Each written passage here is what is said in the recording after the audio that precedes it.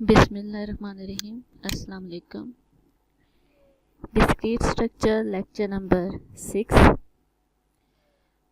अभी तक हमने अगर पिछला डिस्कस करें तो अभी तक हमने डिस्क्रीट स्ट्रक्चर के अंदर क्या क्या डिस्कस किया है। प्रोपोजिशंस के बारे में डिस्कस किया है, प्रोपोजिशंस क्या होती हैं। फिर फर्दर हमने देखा कि किस तरह से हम लॉजिकल कनेक्टिव्स को यूज़ करते हुए कंपाउंड प्रोपोजिशंस डेवलप करते हैं। फिर हमने फर्दर देखा कि किस तरह से हम थ्रू ट्रुथ टेबल्स उन प्रोपोजिशंस को आइडेंटिफाई करते हैं कि वो ट्रू रिजल्ट देती हैं या फॉल्स रिजल्ट देती हैं। नेक्स्ट टॉपिक हमारे पास यहाँ पे है प्रोपोजिशनल इक्विवेलेंसेस। अब प्रोपोजिशन क्या है? प्रोपोजिशन स्टेटमेंट है। कौन सी स्टेटमेंट? ऐसी स्टेटमेंट जो ट्रू या फॉल्स होगी। अब जब हम उन स्टेटमेंट्स को चेक करते हैं, उनकी वैल्यूज़ को कंपेयर करते हैं, पी या क्यू की वैल्यूज़ को कंपेयर करेंगे तो वो हमारे पास क्या है? प्रोपोजिशनल इक्विवेलेंसेस कहलाएंगी। इसके अंदर फर्दर हमारे पास क्या आते हैं? 3 इसकी टाइप्स आती हैं। कुछ हमारे पास ऐसे ट्रुथ टेबल्स होते हैं या कुछ ऐसी हमारे पास प्रोपोजिशंस होती हैं जिनके रिजल्ट हमारे पास टोटोलॉजी में आते हैं। कुछ ऐसी होती हैं जिनके रिजल्ट हमारे पास कंट्रडिक्शन में आते हैं और कुछ ऐसी होती हैं जिनके रिजल्ट्स कंटिजेंसी में आते हैं। अब ये 3 चीज़ें हैं क्या या ये कैसे काम करती हैं? सबसे पहले हमारे पास है टोटोलॉजी। और अगर आप लोगों को बेटा याद हो तो वो स्टूडेंट्स जिन्होंने पहले आईसीएस की है या प्री इंजीनियरिंग की है, जिन्होंने बेसिकली पहले फर्स्ट ईयर में मैथ पढ़ी है, तो चैप्टर 2 में हम ये चीज़ें पढ़ चुके हैं मैथ के अंदर, जहाँ पे ये वैल्यूज़ हमारे पास हम इस तरह से चेक करते थे। चैप्टर 2 में सेम यही चीज़ें, सेम यही मेथड्स हमने यूज़ किए हुए हैं, टेबल्स को यूज़ किया हुआ है। मैंने पता नहीं किस ज़माने में की थी, मुझे अभी तक याद है, तो मुझे उम्मीद है आप लोगों को भी याद होगा कि एफएससी में हम ये चीज़ें पढ़ चुके हैं। फिर भी मैं थोड़ा थोड़ा सा रिवाइज करती जाऊंगी। सबसे पहले है टोटोलॉजी। कोई भी ऐसी कंपाउंड प्रोपोजिशन जिसका रिजल्ट हमेशा ट्रू हो, यानी हमारे पास वैल्यूज़ जो भी आती जाएं, हमारे पास पी की वैल्यू कोई हो, हमारे पास क्यू की वैल्यू कोई हो, उन पे हम किसी किस्म का लॉजिकल कनेक्टिव अप्लाई करें, एट द एंड जो रिजल्ट आएगा वो हमेशा ट्रू होगा। बेशक इनपुट ट्रू हो या बेशक इनपुट फॉल्स हो, आउटपुट क्या आएगी? हमेशा ट्रू आएगी। तो वो क्या कहलाएगा? वो टोटोलॉजी कहलाएगा। अब यहाँ पे एग्जाम्पल के तौर पे मैंने यहाँ पे लिखा P और निगेशन ऑफ P इस यहाँ पे हमारे पास फर्दर एक हमने P लिया।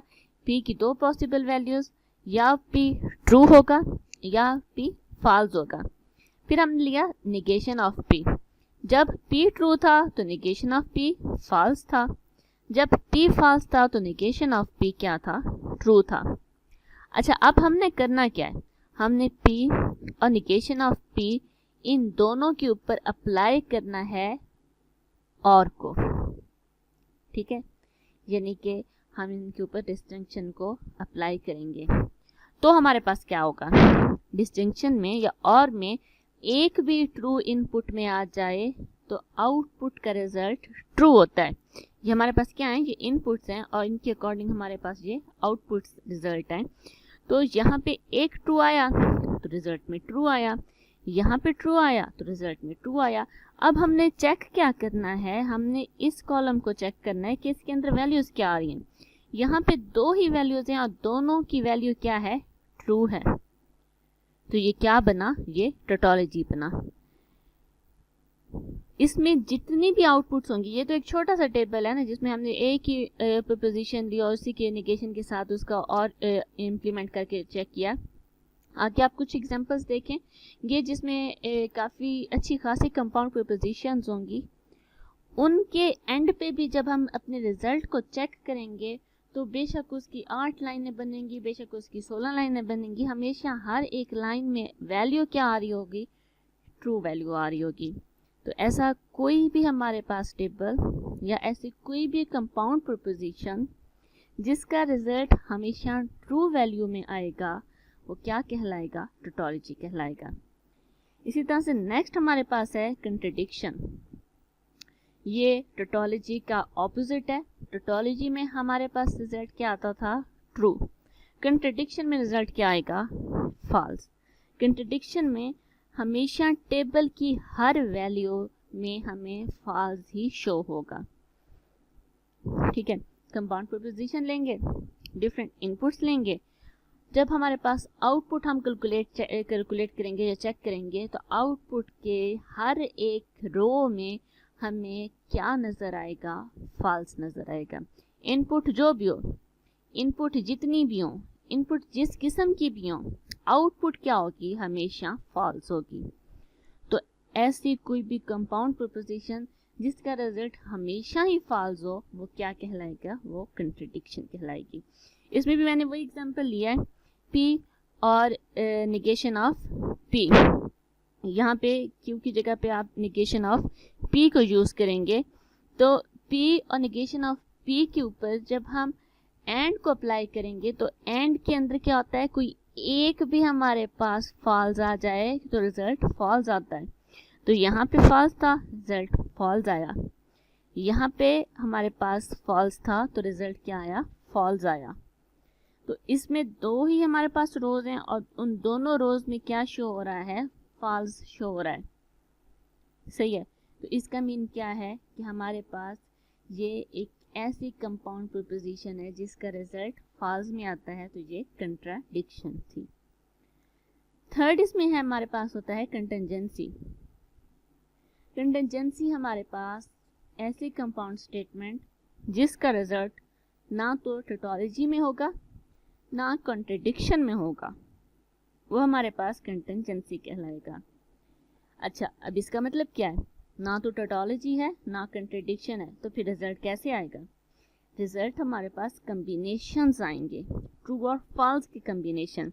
जैसे हमने लास्ट वीक एग्जाम्पल पढ़ी थी एक, उसमें मैंने आपको एक ट्रुथ टेबल बना के दिखाया था जिसमें हम एंड पे इम्प्लीकेशन को यूज़ करते थे। अगर आपको याद हो तो उसके अंदर वो जो एंड पे इम्प्लीकेशन हम यूज़ की थी हमने, तो उसका वो लास्ट वाला सिर्फ आपने कॉलम अपने जहन में लाना है। उसमें क्या सारे ट्रू आ रहे थे, ये क्या सारे फॉल्स आ रहे थे, नहीं। उसमें कुछ वैल्यूज ट्रू थी तो कुछ वैल्यूज फॉल्स थी। सही है। तो ये हमारे पास क्या है कि इसके अंदर हम अपनी वैल्यू को, तो इसमें हमारे पास वैल्यूज कम्बिनेशन ऑफ, तो इसमें हमारे पास वैल्यूज कम्बिनेशन ऑफ ट्रू और फॉल्स में आती हैं। ठीक है।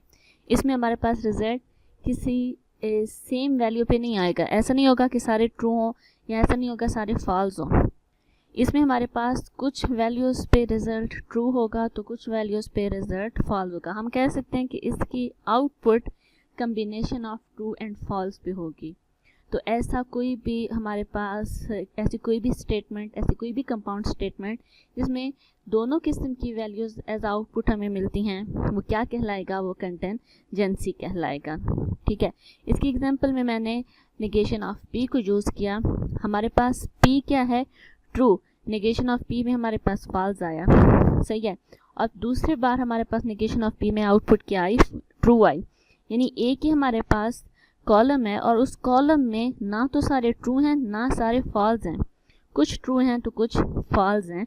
तो ये हमारे पास क्या होगी, ये कंटिंजेंसी कहलाएगी। ये तीन मेन कॉन्सेप्ट्स हमारे पास यूज़ होते हैं प्रपोजिशनल इक्विवेलेंसेस में, और हमारे पास इस किस्म की वैल्यूज़ आएंगी जिन्हें हम यूज़ करते हुए अपनी थ्रू टेबल मेंशन करेंगे कि हमारी ये कंपाउंड प्रोपोजिशन या कंपाउंड स्टेटमेंट कंटिंजेंसी है, टोटोलॉजी है या कंट्रडिक्शन है। तो ये तीनों कॉन्सेप्ट आपने अपने जहन में याद रखने हैं। इसके बाद नेक्स्ट हमारे पास टॉपिक है इसके अंदर लॉजिकल इक्विवेलेंसेस। लॉजिकल इक्विवेलेंसेस क्या है, बेसिकली दो स्टेटमेंट्स को, दो कंपाउंड प्रोपोजिशंस को कंपेयर करना, ये तो हमारे पास क्या है, हम कहेंगे कि ये कंपैरिजन है। लेकिन जब वो हमारे पास वैल्यूज़ आइडेंटिकल हो जाती हैं तो वो आइडेंटिकल वैल्यूज़ क्या कहलाएंगी, वो कहलाएगा लॉजिकली दे आर इक्विवेलेंट।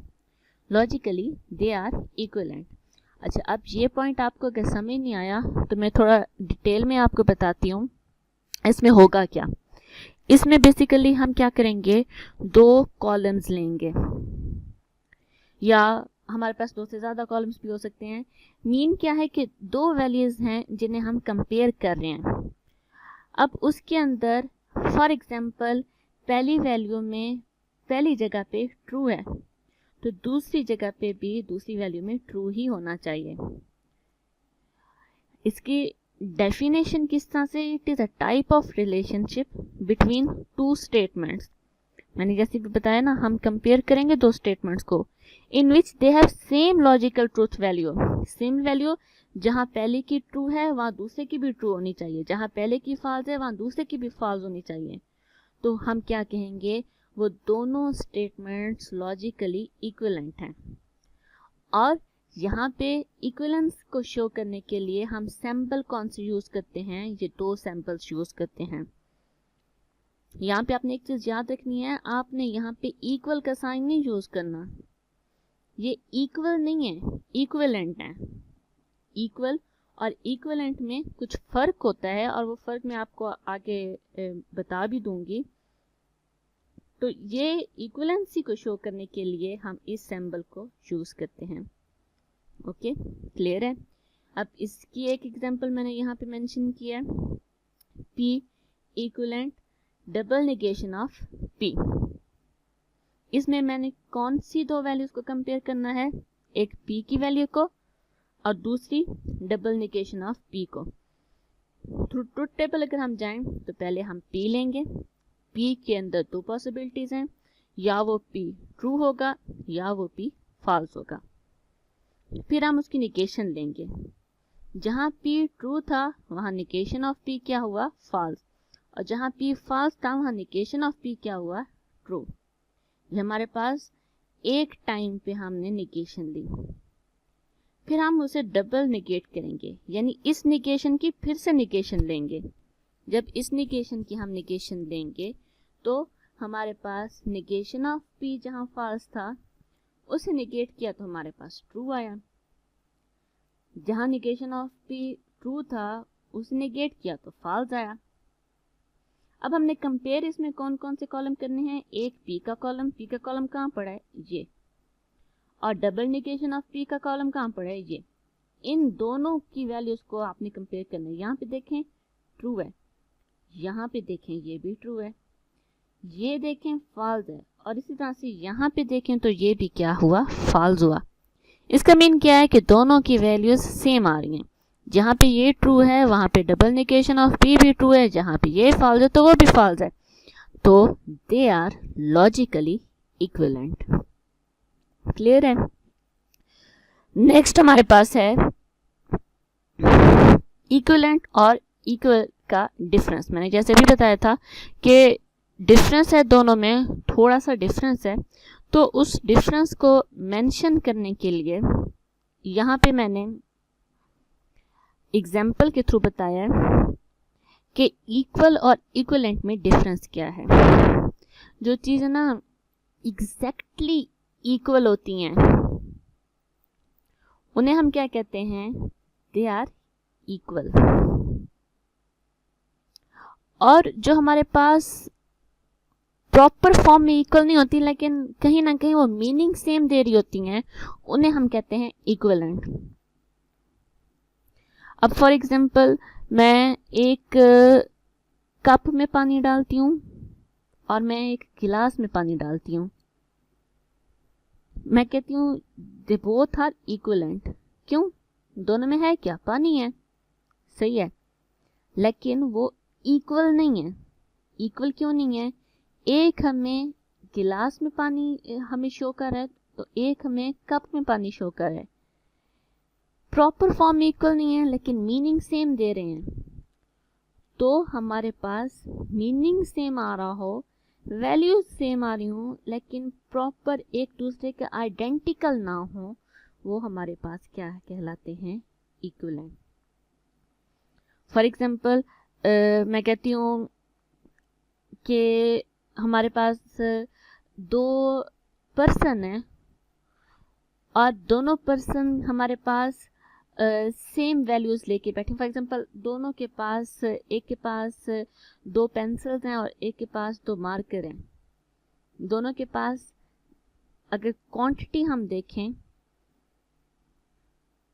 तो क्वांटिटी हमारे पास सेम है, लेकिन अगर हम क्वालिटी को चेक करें तो क्वालिटी दोनों की डिफरेंट है। एक के पास पेंसिल्स हैं, एक के पास मार्कर्स हैं।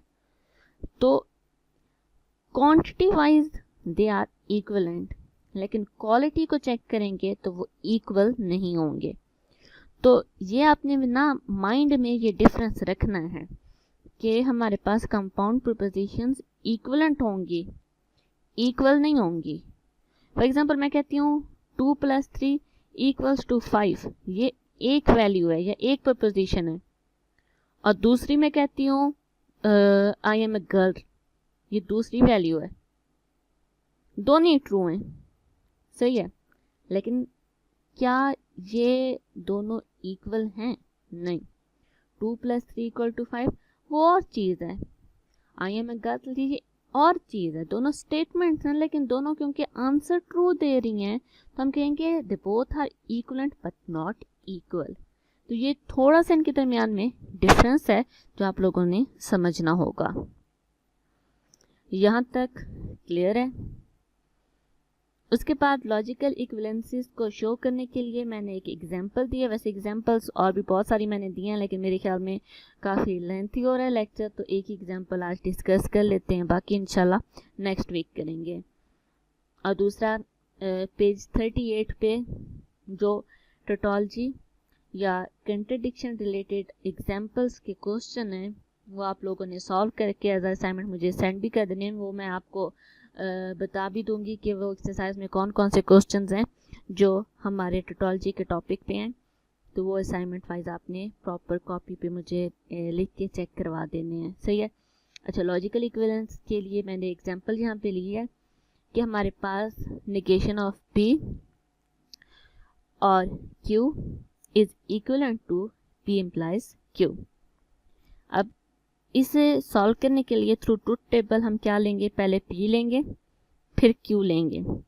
अगर आपको याद हो हमारे पास लॉजिकल ऑपरेटर्स की हमने प्रेसिडेंस देखी थी, तो उसमें हमने देखा था कि हम सबसे पहले किसे सॉल्व करते हैं? नेगेशन को।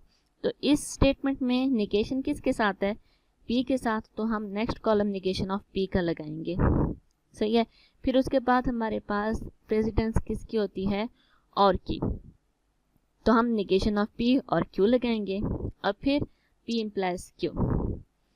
अब हम चाहते हैं हम ये देखें कि इसकी जो वैल्यूज आती हैं और इसकी जो वैल्यूज आती हैं वो लॉजिकली इक्वल हैं या नहीं।